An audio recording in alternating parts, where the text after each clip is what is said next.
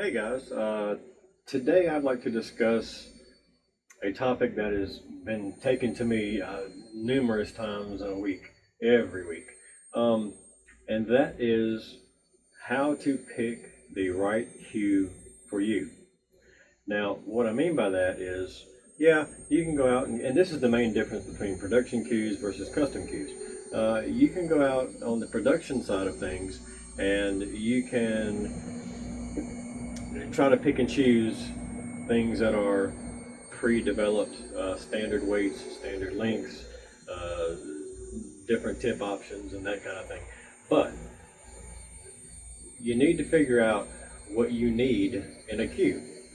What I mean by that is, I am not going, me as a cue maker, I'm not going to give, and this is a hypothetical just to kind of put it in perspective, I am not going to give a carpenter, for example, a finishing hammer to frame up a room.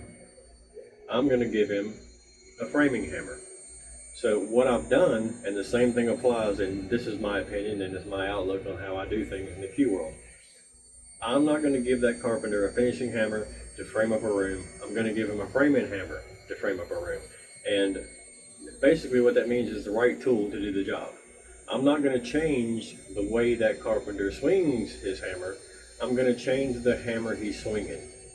And I think, and I truly believe, that the same thing applies in the cue world. You know, if you go out there and you're missing balls, say by a quarter inch, well, you might not always have to change the way you're playing. Your mechanics may be very sound. Your approach may be very solid. Your execution may be adequate. Your stroke may be in tune.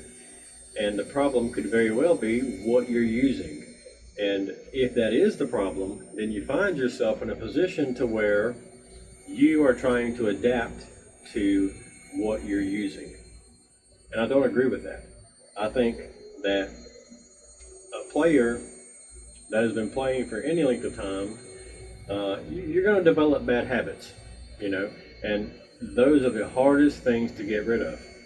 And you know, there are ways that you can manipulate and actually utilize those bad habits. Now, what I believe the proper approach is, and this is, again, this is granted that you've been playing for a long time, you've gotten yourself into a position that you've developed your good and bad habits and nothing's going to change. You can't teach an old dog new tricks, so you got to kind of deal with what you got. Now, I believe that you should change the cue to fit you. You don't change you to fit the cue. And that's the number one problem that a lot of people go through and suffer from. Everybody's looking for that magic wand. Well, there isn't one, you know. And everyone's different. I'll rephrase that. There is a magic wand for that particular person. But you have to find that right one for you. Now, there are several ways to adjust the cue to fit your needs. And the topics that I'll be covering to do that are going to be the cue weight, the overall cue length, your shaft diameter, the balance point of the cue, your tip hardness, your tip shape, and a solid versus a layered tip. Now, that last one, that's kind of opinionated. You can take what I'm going to tell you about that for what it's worth. But let's start off with the cue weight.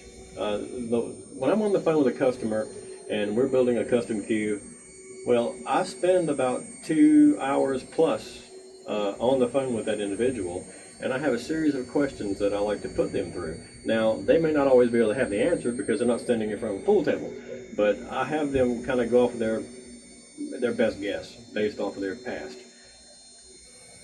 Now, sorry about the cigarette. I'm taking a break and I figured I'd write the video. I'll do the video for you, so I won't smoke.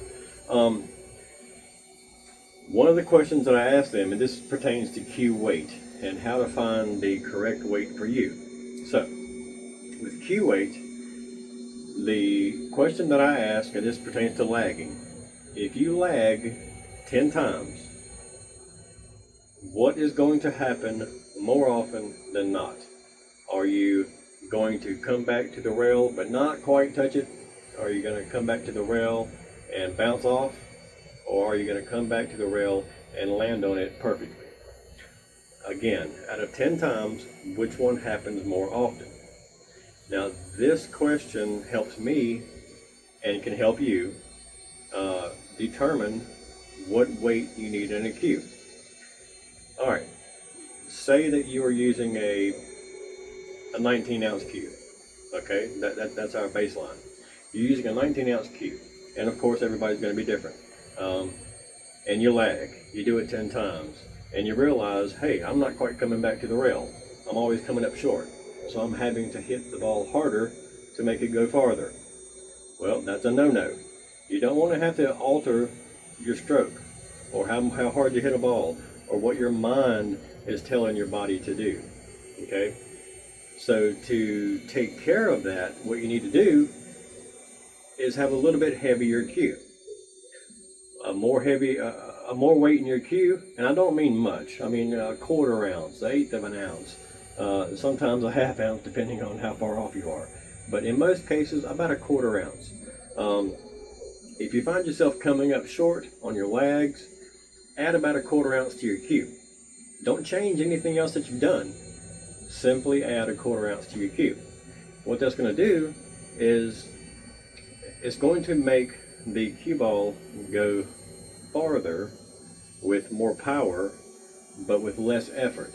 Actually, the same effort that you've been putting into it the whole time. So therefore, when you add that little quarter ounce weight to the back of it, and then you go back to lag again, you're going to notice, if you don't change anything, you keep it the same, you're going to notice that the cue ball is going to roll farther. It's going to come closer. You're probably going to hit the rail and bounce off at this point. And remember, you weren't quite coming to the rail. So it's a fine-tuned adjustment. The best thing as far as cues go is to have a cue that if it has weights in the back of it, you want to have multiple weights in the back of it. You know, like 0.3 ounce adjustments. That way you can kind of take one out as you need, or add one to it as you need it. And you can make these adjustments yourself instead of having to send it off and have it done for you. But nonetheless, that is how you adjust for your touch. Okay? If you find, again, this is just a quick rebrief. If you find that you're not coming on your lag, you're coming up short, add more weight. If you're coming up and you're hitting the rail and bouncing off, take away a little weight. If you're hitting the rail right where you want it to, leave it alone.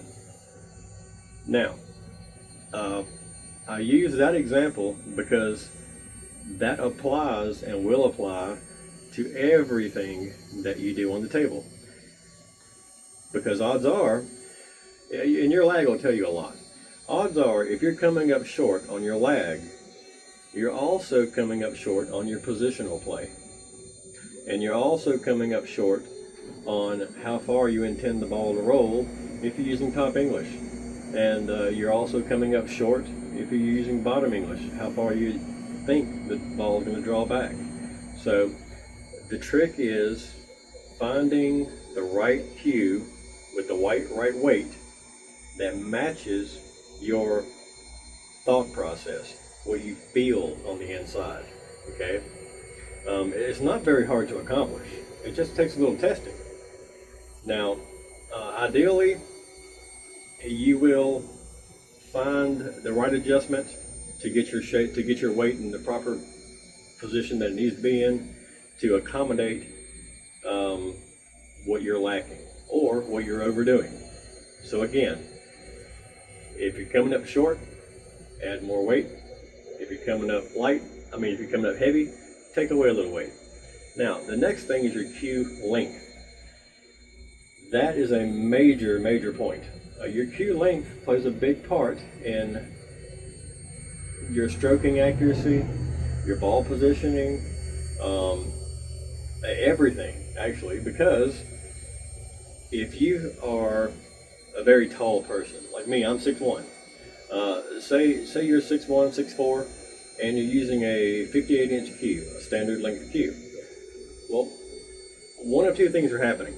Either you're holding it in the handle area or in the butt sleeve area, and you don't have your right angle pendulum going on, you're too far forward. So you're already jacked up. You should be free hanging at 90 degrees when you're stroking the cue. Well, if the cue is too short, then you're going to find yourself in a position to where a lot of the times your pinky is touching the bumper on that cue. Well, that's not good. You want to be in a position to where your cue is long enough to where you can accomplish two things. One, you want to be able to be in a position to where your cue is long enough that you can hold it in the proper position, 90-degree angle, and your hand is not on the very back end of that cue. Okay? Now, which is the very reason that I began building 60-inch cues as my standard, which is a 60-inch 30-30 split. I do that as my standard, but that will apply to most people. Here again, if you're 5'4", then a 58-inch cue might be just right for you. If you're 6'4", you might need an extension or a 60-inch cue. It's going to be dependent on you, and everybody's different. That's kind of the big puzzle with all this. Everybody's different, so it's very individualized. Now, once you get to the point that you realize, oh crap, my pinky's touching the bumper all the time, or my hand's almost off the cue, at least now you know you need a longer cue, whether it be purchasing another one custom or adding an extension to the back of it or a little bit longer shaft. You're going to have a longer cue. Whereas, and I've said this before, if you're a shorter person, a 58-inch cue might do you just fine. You just don't want to be in a position to where your backhand, you got your bridge hand and your backhand. You don't want to be in a position to where your backhand is hanging off that cue, okay? Because that's going to mess with your stroke. You cannot get a fluid stroke if your pinky's hanging off the cue, or if your ring finger and pinky's hanging off the cue. Because what's going to happen when you come through, you're going to be, most times, if your hand's hanging off the cue, you're going to be pulling in, okay, which is not a true stroke. But that's how you handle that part. The next thing is your shaft diameter. Now, I did touch on this in a previous video. Your shaft diameter directly relates to positional play and pocketing ability based on your current stroke, okay? The rule of thumb is the larger your shaft diameter, the more forgiving the shaft is going to be. The more balls you're going to pocket, okay? And again, I covered this earlier in another video, but it makes sense to put it in this one too because it's part of it. A larger shaft diameter comes into play and becomes beneficial when you find yourself, hypothetically, you're playing on a 9-foot diamond and you're hanging up balls in the corner pocket, they're kind of wobbling in the jaws. Well, you don't want to change your stroke. Again, we don't change what we do, we change what we do it with. Don't change your stroke, go to a little bit larger shaft diameter. By doing that, you're going to gain a larger sweet spot, okay? And that is going to help, for lack of better terms, put a band-aid on the inconsistencies of your stroke. A larger shaft diameter is going to help alleviate unintentional English being applied to the ball. So that's going to, in turn, help you pocket more balls. Now, on the flip side of that, you're going to lose a little bit of positional ability. The same thing applies on the other side. The smaller the shaft diameter, the more accurate you have to be in your stroke and in your execution. But the plus side is you will gain a little bit more positional play. So if you find yourself, if you take the whole 10-shot test, like I mentioned earlier, line up a long shot on a large table, and you shoot it 10 times in the corner pocket. what's going to happen more often than not? Is it going to go straight in the pocket? Is it going to hit the back of the pocket perfect every time? Is it going to miss it to one side or the other by an eighth of an inch, a quarter inch, whatever? Or is it going to wobble in the pocket in the jaws? If either of those last two apply to you, then a larger shaft diameter will help you. Try it out, trust me. The other thing is cube balance. Your balance point in the cube. If I give you, and this is a hypothetical, just to try to help you make it make sense. If I give you 500 pounds of sand in a wheelbarrow, do you want to push it or pull it? You want to push it, right? It's easier to control. The same thing applies with the pull cube. You want the weight to be in the front of the cube, forward weighted. In other words, this is my bridge hand, here's the back of the cube, here's the front of the cube. You don't want your weight back here. You want your weight in front of your hand. That way you're pushing the weight. You can guide it a lot better. It serves, it provides for a much truer, natural stroke. Okay? So that's a good thing to hit on. Now, we get into tip hardness. The harder your tip is, if you have a true stroke, if your stroke is true, the harder your tip is, the more beneficial it is. Okay? Because I can take a brake tip versus an elk master, and I can get the same amount of English off of both of them. But then again, my stroke is pure. I've been doing it for 40-something years. But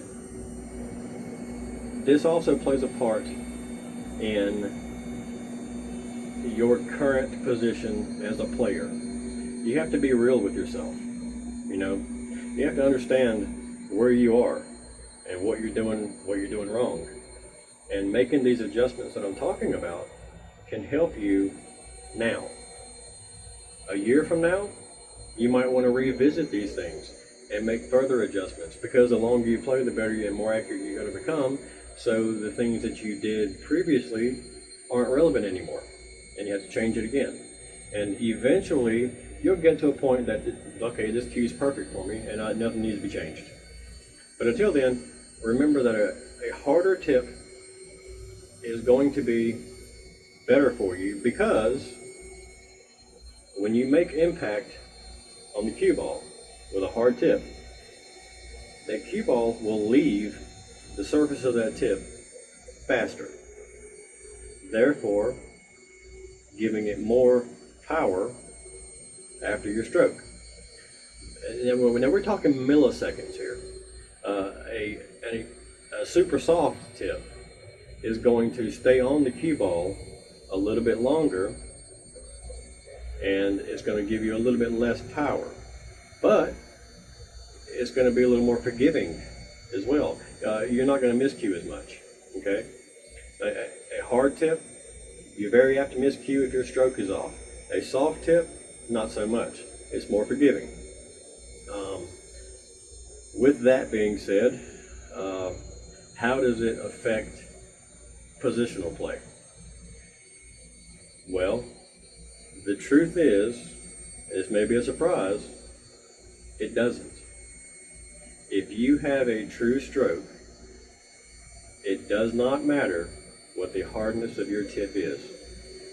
It can be rock hard, or it can be soft as a sponge, and you can still apply the same English and still get the same results. Now, people are going to say, oh, no, that's crap. That's not true. It is true. Do your research. Don't take it from me. Do your research. Trust me or not. I'm just trying to help you. Tip hardness does not matter when it comes to positional ability and how much English you can put on a ball. I personally can draw a ball full table with a soft tip, and I can draw a ball full table with a hard tip. It does not change. But the reason that I can do it and it doesn't change is because I have a good stroke. I mean, I've practiced years and years and years on this stroke. It's a good stroke. so I can execute it. And you can too. Now, your tip shape. How does it play a part? Well, it plays two parts. One is your positional ability, how much English you can put on a ball, and the size of your sweet spot, how accurate it's going to be, how forgiving it's going to be. So, if you have, and we'll use a quarter, nickel, dime, three different shapes. Well, a quarter being less curvature than a dime, a quarter shape is going to be flatter. And the rule of thumb to that is the flatter your tip, the more forgiving the shaft is going to be overall. Granted, you don't want it flat, but a quarter, a little bit of radius. And what that does, it also helps to alleviate unintentional English because it stays on the spot that you're aiming, your contact point. It stays on there no matter, well, it does matter, but it stays on your contact point even if you're off a little bit. You know, I ain't talking about much, but if you're off just a hair, then it's going to compensate for that because it's flatter. It's a larger sweet spot. You're still hitting the contact point in the same position, even though you were off a little bit on your stroke execution. Okay.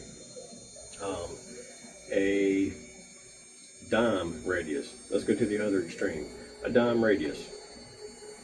Well, you will get more English with a dime radius on your tip, but you have to again be more accurate with your stroke ability.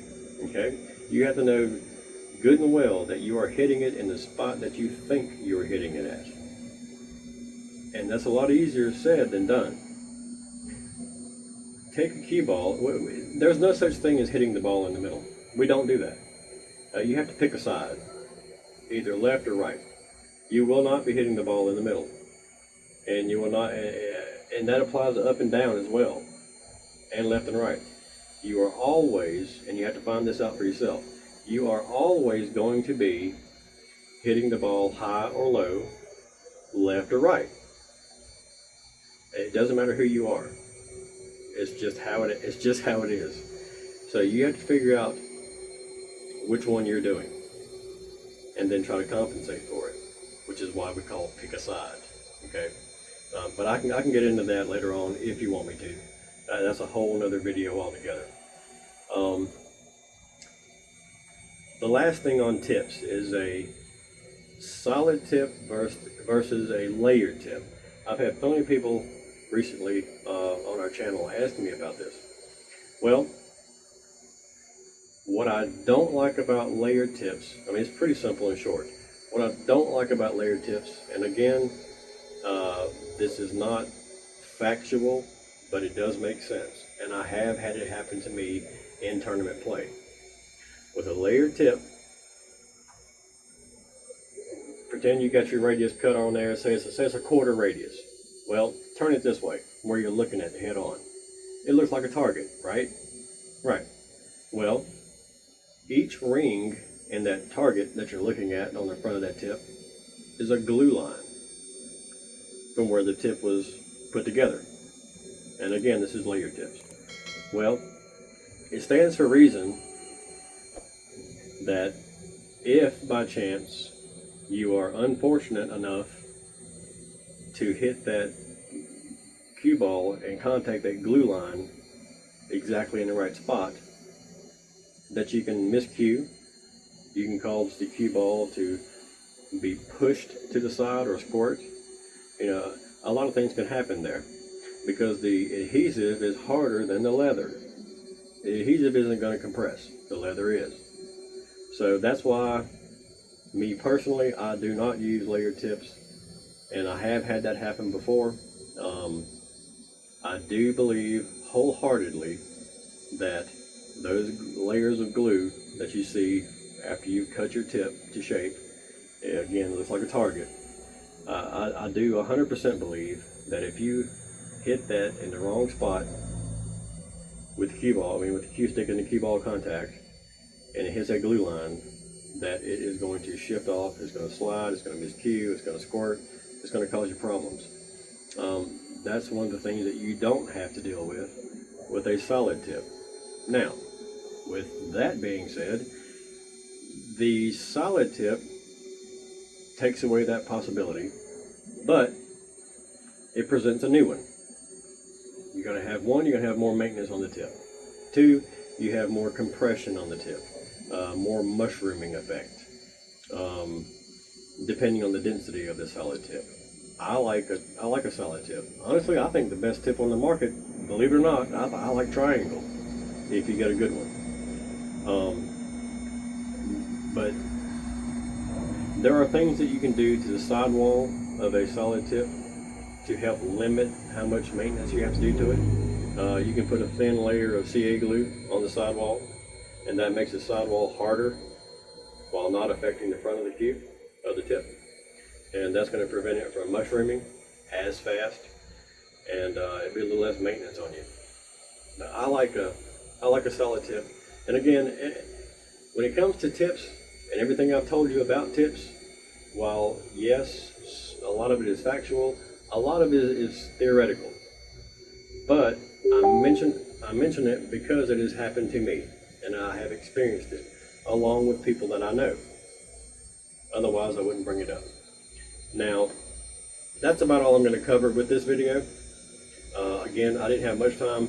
As you can hear, I got a CNC machine running in the background over here. I need to be checking on that as well. But I'm hoping that this answered a lot of your questions that's been presented to me through our channel. Just to recap real quick, I don't want to bore you guys, but to recap real quick, you want to focus on your cue weight, your cue length, your shaft diameter, your cue balance point, your tip hardness, your tip shape, and a solid versus a layered. And if you back up, rewind the video, watch it again, go over what I said, go through the testing, and do it yourself. And you can get your own answers. You'll find out what you need. But remember, above all else, don't change the way you play. Change what you play with. That being, if you have been playing for a long time and you have already developed these bad habits that you'll never get rid of, keep what you're doing, okay? Don't try to alter that. I think that's the fastest path to better play. If you disagree, I'm sure I'll hear about it in the comments, but from someone that has played professionally, taught people how to play, build cues for a living over 30 years, I truly feel that I'm giving you accurate information. If you will, and leave me a comment, because without the comments, I don't know what to make next. Leave me a comment on what you'd like to see next. Please like it, share it to your friends, share it to Facebook, any groups that you're in. Our goal is to hit our first 1,000 subscribers. We're currently at 720. Every little bit that you do helps us. It's free. It doesn't cost a dime. We're providing this information at no cost at all to you. And it would be much appreciated if you could kind of show your appreciation by just simply sharing it and subscribing to the channel. That's the most important thing. Just if you like the information that we provide, whether it be a how-to video or a lecture like I'm doing this time, subscribe to our channel. It's beneficial to us, it's beneficial to you. Click on the notifications so you'll get them every time we post a new video. We try to post new videos weekly, and we don't foresee that ever stopping anytime soon. There are mountains and mountains of stuff to cover. Again, I hope you found it useful. I enjoy doing these. I hope you enjoy watching them. Thanks a lot. We'll see you next time.